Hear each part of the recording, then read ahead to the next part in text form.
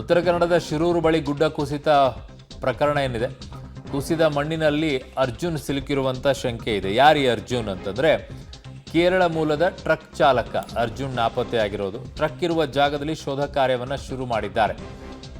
Timber ಒಯ್ತಾ ಇದ್ದು ಅಂದರೆ ಕಟ್ಟಿಗೆಯನ್ನ ತುಂಬಿಕೊಂಡು ಹೋಗ್ತಾ ಇದ್ದಂತಹ ಜಾಗ ಅದು. ಟ್ರಕ್ ಅಲ್ಲಿ ಬಿದ್ದಿರುವಂಥ ಜಾಗ ಇದೆ, ಅಲ್ಲೇ ಶೋಧ ಕಾರ್ಯವನ್ನು ಈಗ ಚುರುಕುಗೊಳಿಸಿದ್ದಾರೆ. ಎಸ್ಕೇಪ್ ಆಗುವಂಥ ಪರಿಸ್ಥಿತಿಯಲ್ಲಿ ಆಗಿರಲೇ ಇಲ್ಲ ಅಂತ ಹೇಳ್ತಾ ಇದ್ರು ಇದನ್ನು ಆರಂಭದಿಂದಲೂ ಕೂಡ. ಆ ರೀತಿಯಲ್ಲಿ 2-3 ಸೆಕೆಂಡಲ್ಲಿ ಏಕಾಏಕಿ ಕುಸಿದೋಗಿತ್ತು. ನೀವು ಓಡಿ ಅಲ್ಲಿಂದ ಪಾರಾಗ್ತೀನಿ ಅಂದರೂ ಕೂಡ ಸಾಧ್ಯ ಆಗ್ತಿರ್ಲಿಲ್ಲ, ಆ ಪ್ರಮಾಣದಲ್ಲಿದೆ. ನೀವು ಓಡೋಗಿ ನದಿಗೆ ಜಂಪ್ ಮಾಡ್ತೀನಿ ಅಂದರೂ ಕೂಡ ಆಗ್ತಾ ಇರಲಿಲ್ಲ. ಕಾರಣ ನದಿಗೆ ಜಂಪ್ ಮಾಡಿದ್ದಾರೆ, ಅದ್ರ ಪರಿಣಾಮವಾಗಿ ಅಲ್ಲಿ ಬದುಕಿಸ್ಕೊಳ್ಳೋಕೆ ಆಗಲಿಲ್ಲ. ಕಾರಣ ನದಿನೂ ಉಕ್ಕಿ ಹರಿತಾ ಇದೆ. ಮೇಲ್ಭಾಗದಲ್ಲಿ ಶಾಂತವಾಗಿ ಕಾಣ್ತಾ ಇದ್ರು ಕೂಡ ನದಿ ಒಳಗಡೆಗೆ ಒಂಥರ ಭೀಕರ ರುದ್ರ ತಾಂಡವ ಆಡ್ತಾ ಇರತ್ತೆ. ಇದು ಎಳ್ಕೊಂಡು ಹೋಗ್ಬಿಡುತ್ತೆ. ಎಂಥ ಈಜುಪಟು ಆದರೂ ಕೂಡ ಅವನಿಗೆ ಕಷ್ಟನೇ, ಸುಸ್ತಾಗ್ಬಿಡ್ತಾನೆ, ಭಾಳ ದೂರ ಹೋಗೋಕ್ಕಾಗೋದಿಲ್ಲ ಅವನಿಗೆ.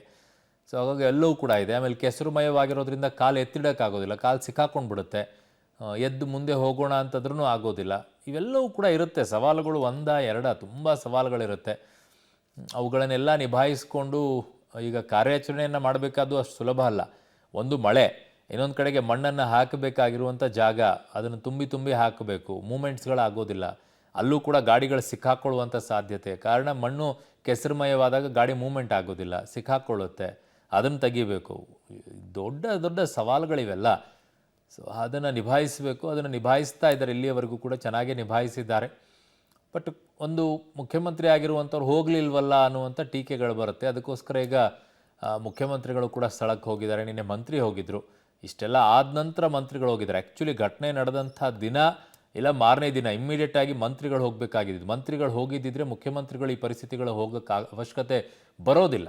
ಕಾರಣ ಇಡೀ ರಾಜ್ಯದಲ್ಲಿ ಹಲವು ಕಡೆಗಳಲ್ಲಿ ಹಲವು ಸಮಸ್ಯೆಗಳಿದೆ. ಎಲ್ಲ ಕಡೆನೂ ಮುಖ್ಯಮಂತ್ರಿಗಳು ಹೋಗಬೇಕಾಗಿಲ್ಲ.